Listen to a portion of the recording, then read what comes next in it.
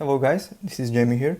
Today I'll be installing on my Zontes 310T2 the Oxford heated grips that were on my Zontes 310V. If you follow this video as a tutorial, just use it at your own risk. I'm not responsible for any damage or loss that you do on your motorcycle. So the first thing you need to do is to remove the handlebar protection. It's a single screw holding the part in. It's a 5mm hex screw. Just be careful not to strip the screw. They are very easy to strip. Also, if you have a black rubber protection, you just should remove it. Just pull it with a screwdriver. Just make sure not to damage the metal of the protection itself. So then you do it on the other side. Now you need to remove the actual grips. You either just cut them if you don't want to reuse them later, or if you want to save them, just follow the tutorial. So you just pry the grip with something like a flat screwdriver. Then with the hole you open, you just put some WD-40 in it so it breaks the glue loose. So here in the video I'm starting with the clutch side. It's always easier because you don't have anything between the handlebar and the plastic of the grip.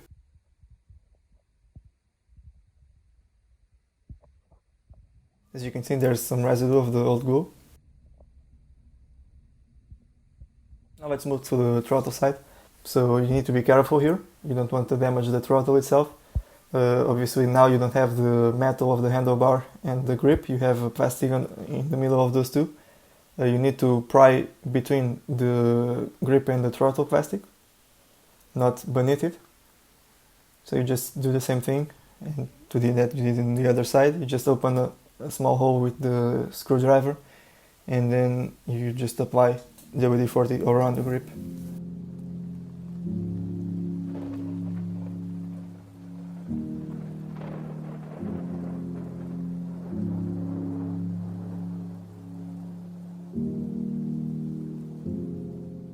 Now this one is way trickier to get out because it's always glued better than the other side. Just take your time.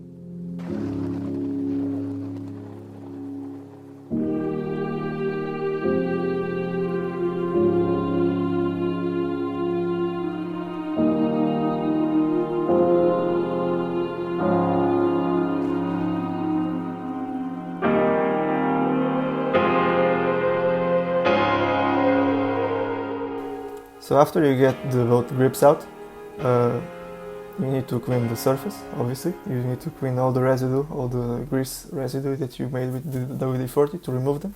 You find that in the throttle side you have some lines. You need to cut them with a razor blade. Make sure you use a sharp one or a new one. You need to do it all around the throttle, otherwise the grip won't fit.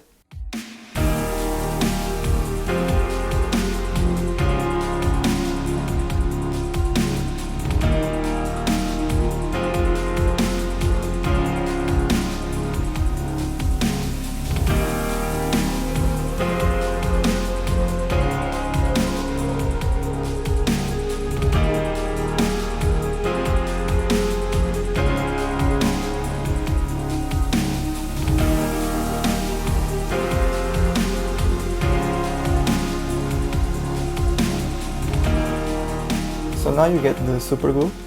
You always use a strong glue, otherwise the next month that we install this you need to remove the grips again to reinstall a stronger glue, so you better do it good and right at the first time.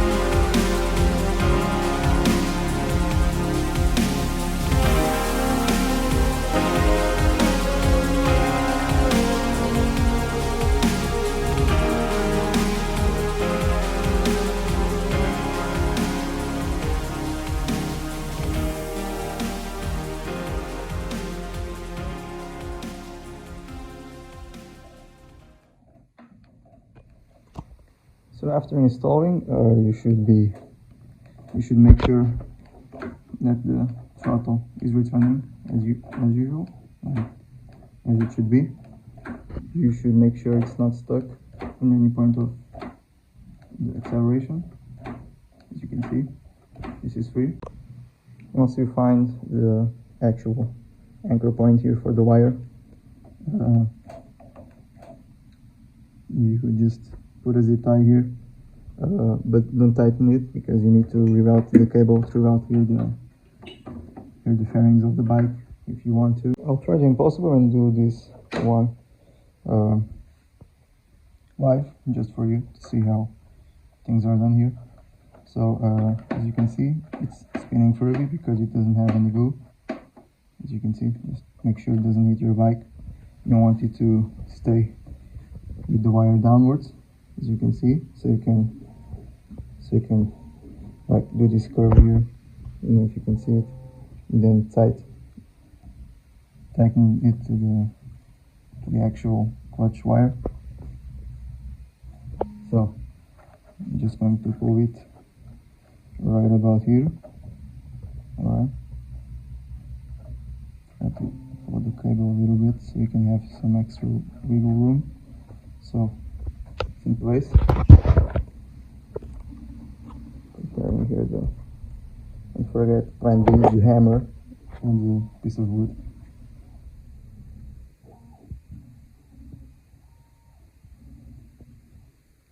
Don't forget, don't just put it on top, put it on the sides as well. You might just put some of it inside, but if you do it, be careful because you need to act fast. Otherwise it will just dry and you. So this one actually, oh, it's glued already. Just try to spin it, it won't spin. That's nice.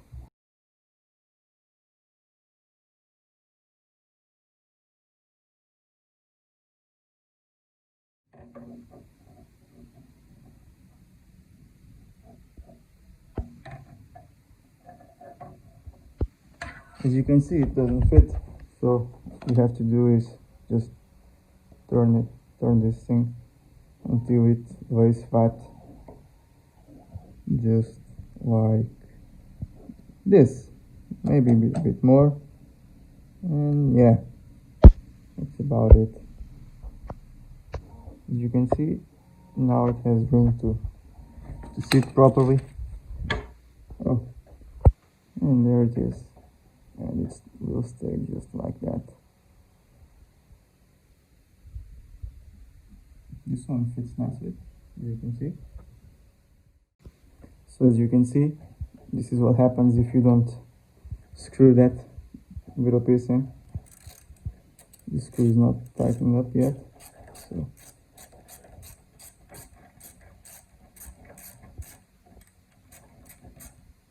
okay, so I'll try not to do this with one hand.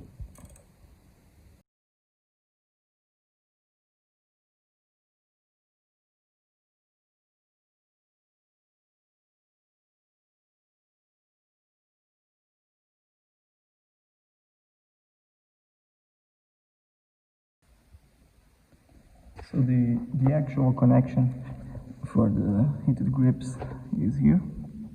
As you can see, it's near the radiator and near the horn here. It's this one.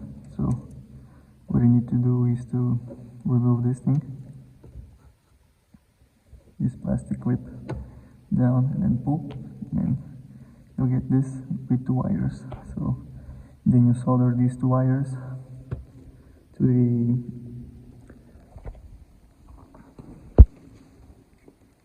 the heat controller. It has two wires for supply and then another two, one for each grip.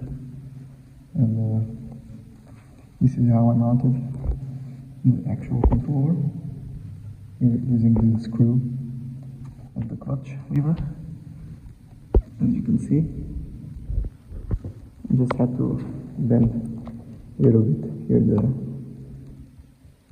the metal, and then I attached some foaming here so it doesn't scratch and make some noises. Basically, you route the cables from each grip, and you just stuck them anywhere. So as you can see, this contraption here is what I've came up with. Here's a secondary plug for the fog lights, which we will be arriving soon, hopefully. And so this is basically how I did things here on my bike. The interesting thing about this product is that it only supplies current to hit the grips when the engine is running, as you're about to see now. So as you can see, it does nothing, no LEDs light up.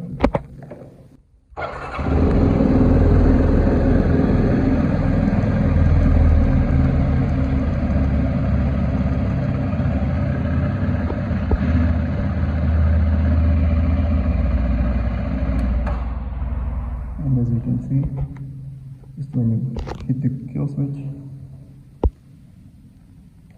it shuts down the entire heat controller.